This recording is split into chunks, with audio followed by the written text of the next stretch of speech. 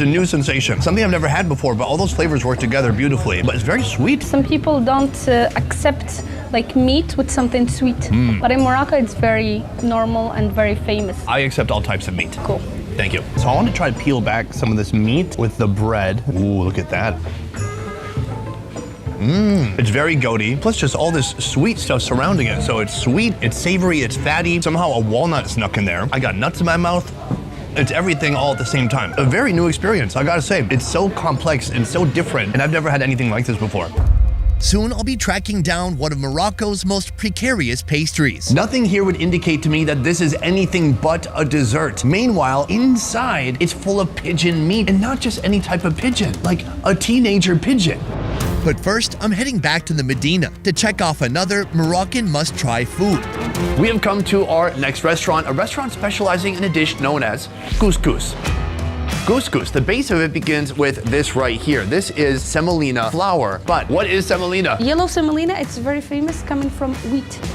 It comes from wheat? Known for its distinct yellow hue and high protein content, semolina on its own can be a bit rough, but mixing it with salt, olive oil, water, and white flour create a perfect balance of soft and firm, a texture that's just right for making proper couscous. Couscous is a traditional dish. Friday is a Muslim holiday, so we make normally a couscous for the whole family, and we share.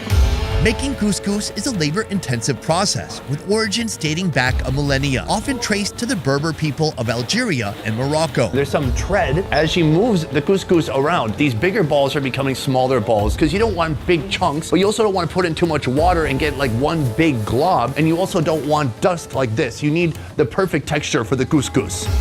This is the final result right here. It looks amazing. From a super thin flour to these tiny balls. It feels damp, it feels kind of grippy. That's a weird word. Like if you were gonna lift weights or do pull-ups, you could put this on your hands first. So this is the base, this is the foundation of our dish, but there's a lot more to do coming up next. Let's get to it.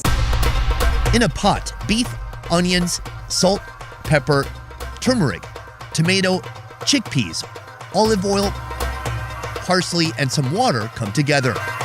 But it's not truly Moroccan until you throw in a load of vegetables, like cabbage, carrots, radish, potatoes, zucchini, eggplant, pumpkin, and of course, even more tomato.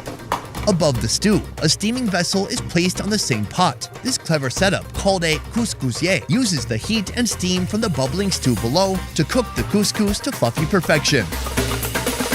The couscous is just a small part of the entire presentation, but on top of it, there are so many different vegetables. This is like real farm food, I feel like. Would you agree with that assessment? Perfect. That's what I do too. When I don't understand something, I do an uncomfortable laugh, and then I look like, did that satisfy? We good? From here, she's putting on a sweet element, caramelized onion and raisins, and I'm finally gonna get to try out this beauty. Fatima has moved on to our next location to secure the animal for our next food, which is a live pigeon. More on that soon, but first, the couscous, a fortress of vegetables. Deep in the core, there is meat. But like the tagine, they make you work your way through the vegetables to get to the protein. What is that, a zucchini?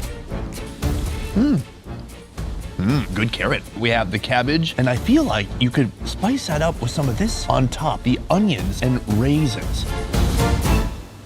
Oh yeah, what a combination. Of course, the raisins are sweet, but I'm noticing that in Morocco so far, they love to caramelize onions and to use it as a sweet force within the dish. This is what I'm really curious to try, the actual couscous itself.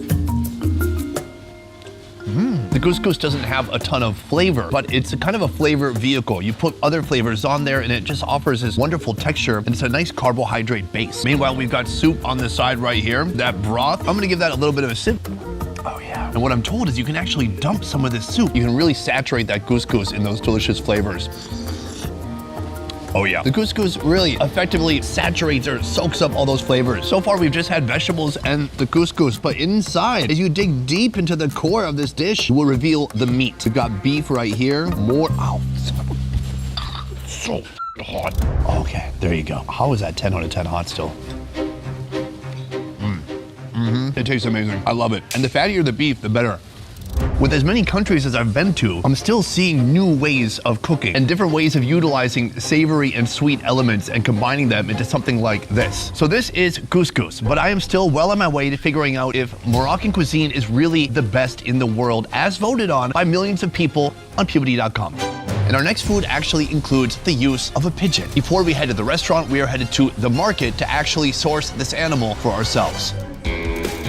From the couscous, we are headed to our next destination, which brings us even deeper into the Medina. Right now, we are surrounded by markets which have things like this, hanging food, but I'm looking for something much more alive. Come with me. Deep down this alleyway here, you will find a man serving birds. This guy right here. Hello, salam. You got those pigeons? Oh, okay. I'm gonna try to access his bird room right now. Okay, can you hold me? Yeah. Yeah. Yeah, okay, thank you. Shukran, shukran. All right, guys, come in. You're next. Right now I'm with my man Hisham, and he is the bird guy, the bird dealer. He's got birds of a few different types. If you look down here, a load of different chickens to choose from. And when I say choose from, I mean you can literally point to which chicken you want and he will, right? Yes.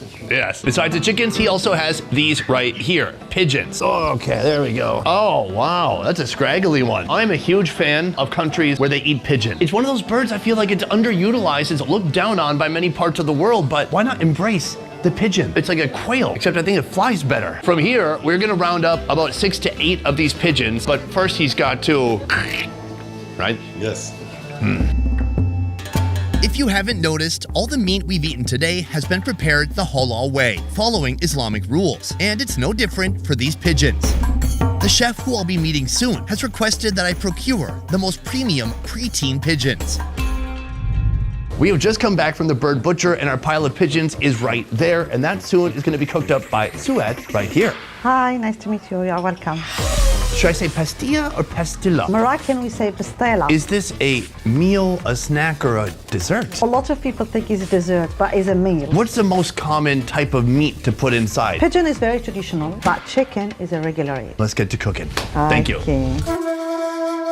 First, the pigeons are marinated with turmeric, ground ginger, salt, garlic, parsley, olive oil, saffron, and water.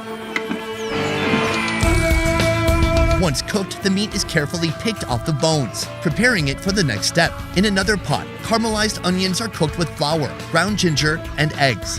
This sweet, savory mixture is then combined with the pigeon meat, creating a rich, flavorful filling. Now onto the pastry. In the streets of the Medina, dough is pressed and coated with olive oil, then placed on a unique, dome-like cooking implement that heats it evenly all the way through. For assembly, a few sheets of pastry brushed with egg yolk form the base. The meat mixture is added next, followed by another sheet of pastry to seal it in. The whole thing is wrapped tight